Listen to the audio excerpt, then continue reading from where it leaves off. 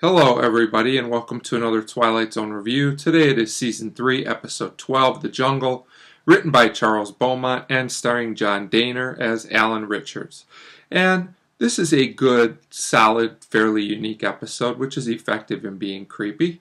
So I'll just get right into it.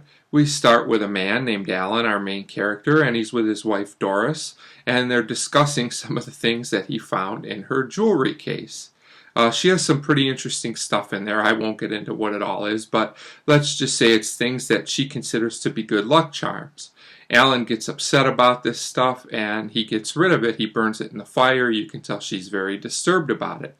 She explains that she kept it on their trip back from Africa because supposedly a witch doctor is unhappy about the land project that Alan is working on, saying they're not respecting the land, and he's put some kind of curse on them. Of course, Alan thinks this is all nonsense, but Doris isn't so sure. So he gets ready to leave for work and says he'll be back later, and Doris says he won't come back at all.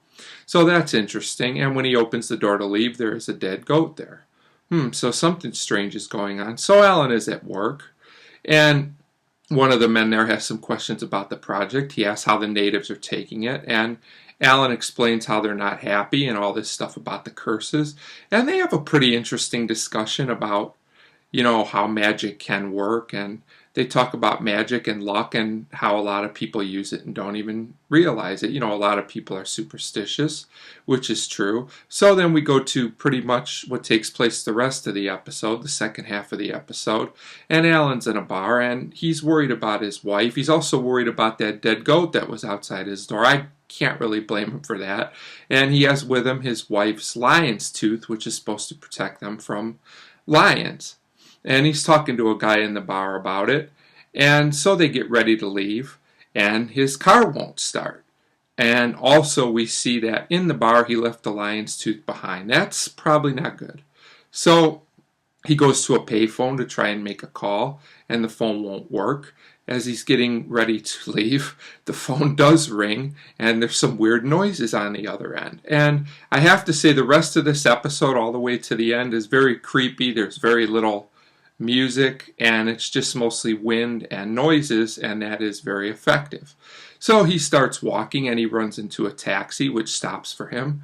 He wants to go home, but after a few more minutes, the driver falls over. I'm not sure if I think he's probably dead. He may have just passed out. I'm not sure. So he has to get out of the cab. And this is all, it's just pretty creepy. He winds up meeting a man there. I don't know if he's homeless or not, but the man says he needs money. He hasn't eaten for a few days. So, Alan gives him money and tells him, I'll give you more money if you walk home with me. He says, don't you hear all those noises? I'm not sure if the man just leaves because he's already got the money or because he thinks Alan's crazy, but he turns around and the man is gone, so he's pretty much on his own. And we just get him walking through the streets, which is done very well. We get a lot of creepy imagery and creepy noises, and most significantly we get a couple of lion statues that he sees, which will come into play very soon. Now, this does build tension very effectively towards the climax, but you could argue that this is slightly padded. It does go on for some times. I guess it depends on how into the episode you are. I found it to be okay, but it might be a little long. So the tension does build more and more. Alan does really start to freak out about this. And in something you may not at first expect, he actually does make it back home. So you figure maybe this guy will be okay. And it's just very quiet. I believe he gets a drink, and all of a sudden he hears noises coming from what I'm guessing is the bedroom. So he opens the door, and there is an actual lion there.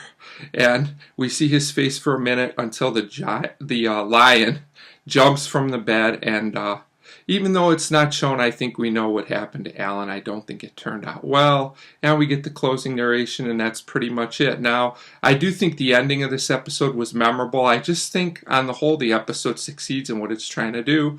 It's just a straightforward, creepy, story, and it works on that level. This isn't one of those deep episodes that you're going to think about, profoundly and all the great things about it. But if you just like entertaining, creepy stories, it works on that level.